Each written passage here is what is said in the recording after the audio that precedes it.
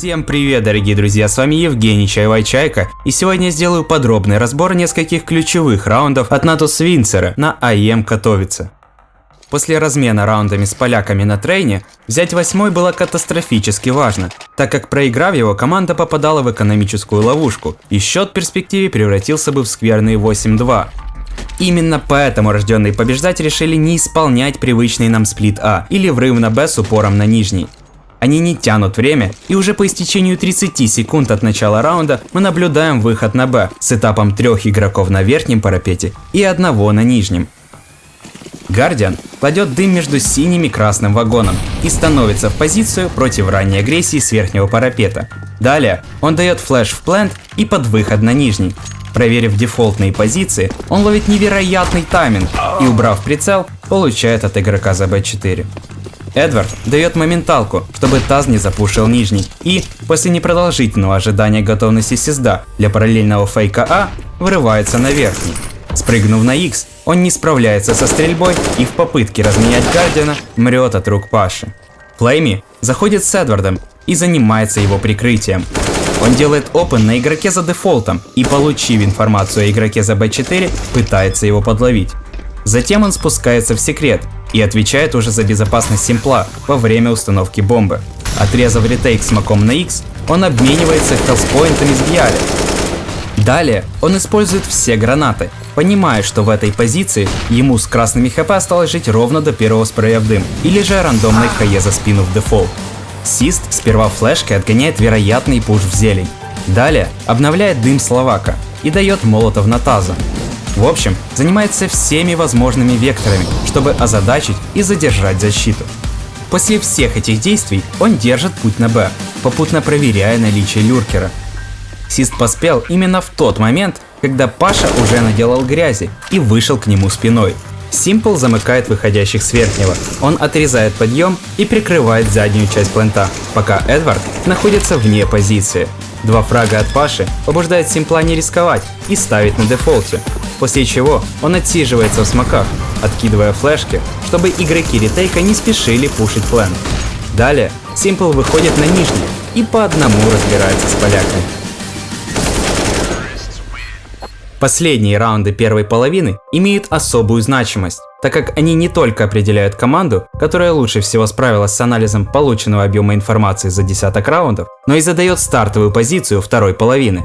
У матча с СК таким раундом был 13-й. Если бы после выигранного 12-го Нави дали слабину, то оставшиеся 2 раунда они бы провели с неполным закупом, и в перерыве мы бы наблюдали на счет 10-5 в пользу бразильцев, но по итогу вышли более комфортные для перехода на сильную сторону 8-7. Понимая всю важность раунда, на его старте оба противника выбрали стиль пассивного контроля, и только Сиз наводил шороху под Б, байтя противника на смоки, дабы они не помешали атаке в самый ответственный момент. Ближе к середине раунда Simple и Guardian начали продвигаться по коннектору, после чего вместе с Эдвардом и Флейми, которые сместились с мида, заняли воду и получили контроль над всеми нужными для раскида позициями. Важнейшую роль отыграл Эдвард. Сначала он дает левый дым на хелпу, далее первым врывается в плент и убивает спрыгнувшего с балкона Фелпса.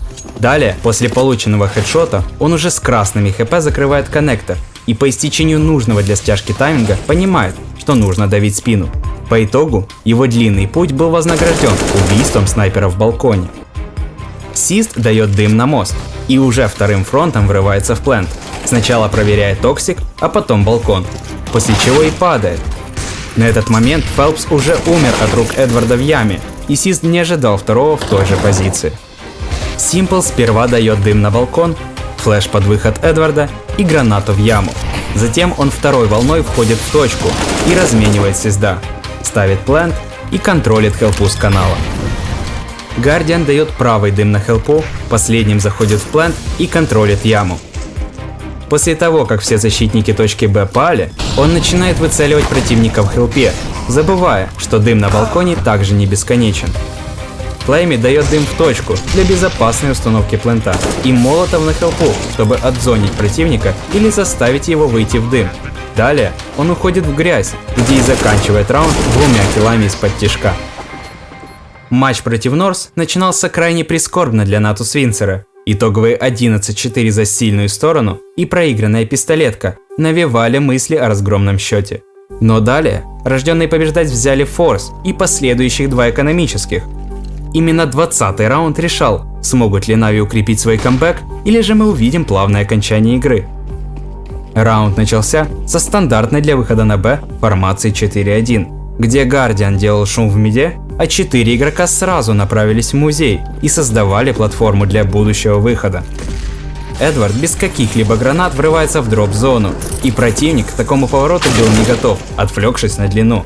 Второй фраг был поставлен на игроке за коробкой, который оказался между 2 огней, после чего Эдвард отбрасывает флешку на хелпу и забирает последнего игрока защиты за статуей.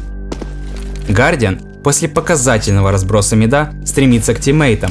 После того, как Эдвард открывает дроп, Словак проходит в коннектор, попутно проверяя хелпу, и ловит потерявшегося в таймингах МСЛ.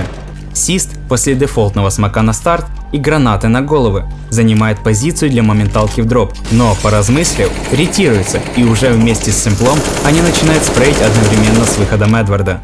Сист спреет в дым для того, чтобы привлечь внимание защиты, а Симпл в стену, чтобы заглушить звук от падения игрока в дропе. Далее следуют молотовы, установка плента и охота за последним игроком защиты. Как вы должны были заметить, Флейми отыгрывает роль человека, который страхует энтрифрагера. Но так как в этом раунде Эдвард отыграл на все 100%, мы не увидели Флейми во всей его красе. Сперва он чекал подсадку, далее вторым ворвался в дроп, раскидал гранаты и вместе с Гардианом отрезал апленд. А на этом у меня все. Надеюсь, данный материал был вам полезен, и вы перевернете еще не одну игру, используя тактики рожденных побеждать. Спасибо за ваше внимание и увидимся через какое-то там количество времени.